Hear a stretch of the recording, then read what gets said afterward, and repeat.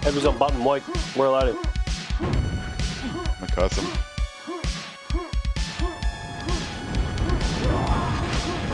Soldier down. Flags out. Guns to your right. Gun down. Custom. Lobby front.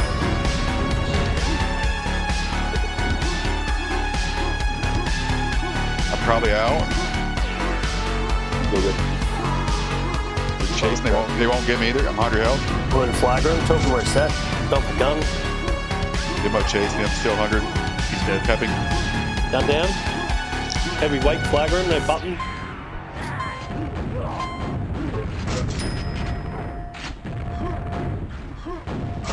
Flags out.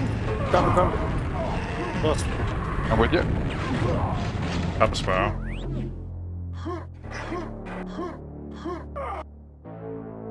The original Team Fortress mod was one of the earliest Quake mods released back in 1996. There are several versions of Team Fortress still played today, including Mega Team Fortress, Custom Team Fortress, and Attackers Go Red. FortressOne is a new mod that has been in development for the past few years, seeing regular releases every few weeks. The standalone FTE-based client is highly recommended. The latest version can be found at FortressOne.org. FortressOne is played in a 4 versus 4 capture the flag format, with one team playing the offense for 10 minutes, trying to score as many caps as possible. The teams swap at halftime, and the other team will then attack, and the game will end early if they score more caps. Each player on a team chooses a different class, which determines their weapons and abilities. The defense will typically comprise of an engineer, which can build sentry guns, a demo man, which can lay pipes and remote detonate them, a heavy weapons guy, which has a special assault cannon, and a soldier or a pyro, which carries a rocket launcher. The offense will typically comprise of a spy, who can disguise as a member of the other team, a medic, who can move fast and heal, and a soldier and a pyro using their rocket jumps for speed. For players coming from Quake, in this video I'm recommending starting by playing Pyro on both offense and defense. Your more experienced teammates can fill in the rest of the classes that are needed. Once you learn the game, you can try different classes and see if there's other classes which you enjoy playing more. The soldier is another great option. He has a little more health and armor than the Pyro, but moves a bit slower. As a Pyro, you'll primarily use your rocket launcher, which functions in the same way as you're used to in Quake. Use this for speed on offense and to block and juggle enemies on defense. Team Fortress maps are typically symmetrical bases with 2 or more pathways leading to a flag room. Some maps feature a button which will disable security door or lasers for 30 seconds. Managing this button is an important aspect of teamwork, and as a new player you can focus on keeping the security disabled by watching the clock for that button. The defense can try and hold the button, but typically defense is focused around the flag room. As the flag is moved out of the base, the defense will move with the flag in order to stall the capture. As the flag is moved out of the base, the defense will peel back in order to prevent a relay cap. Typically, the engineer will pull back first in order to get the sentry gun built back in the flag room. Typically, the engineer and the demo man will play right next to the flag, with the other players holding the different entrances to the flag room. On defense, you'll be assigned a choke point to guard, and every time you die, you'll immediately go back there to continue guarding it. Try and call out to your teammates when you die, and whenever anybody gets past you there. On offense, you want to mix up your attacks and try and get past the defense whenever they're out of position. Teamwork is essential on both offense and defense, and that's part of what makes Team Fortress such a beautiful game.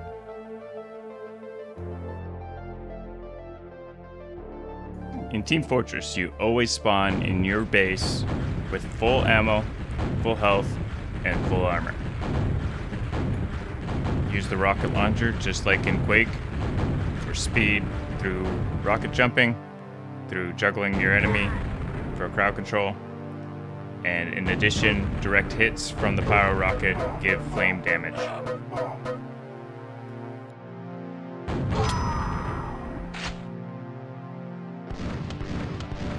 In addition to your rocket launcher, you also have the single barrel shotgun and the melee axe. You're also equipped with a flamethrower. Although this is not typically used because the rocket launcher is just better, it offers crowd control and the movement speed that comes with that. It's better to drop your cells near your engineer if you're on defense. Each class has a special ability which is bound by default to right click. For Pyro, this is an air blast which you can use to reflect rockets and also to throw grenades and clear pipes. There's an indicator on the HUD which displays when the air blast is available after a short cooldown. Unique use cases for this ability are still being found. Pyros are also able to throw napalm grenades. By default, this is bound to G, but if possible, you should rebind this to a mouse key or another more comfortable key. Napalm grenades deal flame damage to anybody within a small radius, so make great defensive spam. The Soldier's class grenade is the shock grenade. This also deals an area of damage, and so also makes great defensive spam.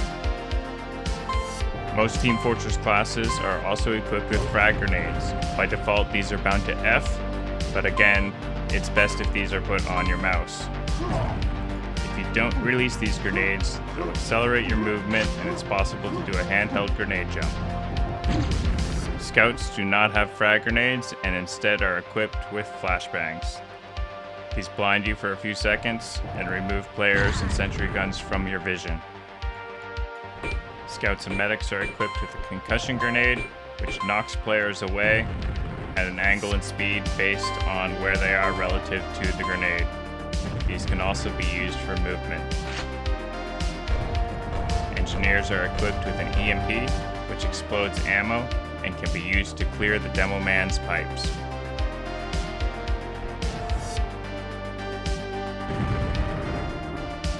Engineers use cells to build sentry guns, which will shoot at enemies unless they're disguised as spy.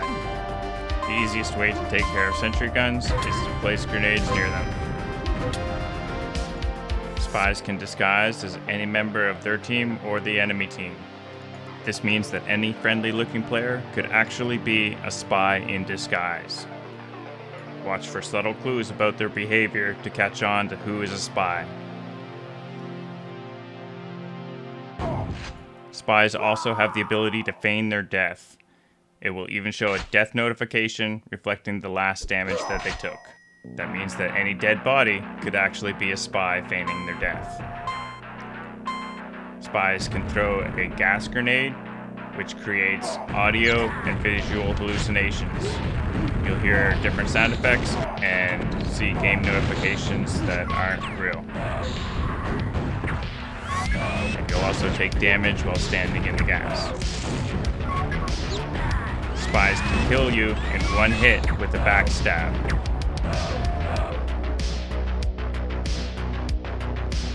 While the movement and a lot of the mechanics are the same as vanilla Quake, the biggest change is in the pacing of the game.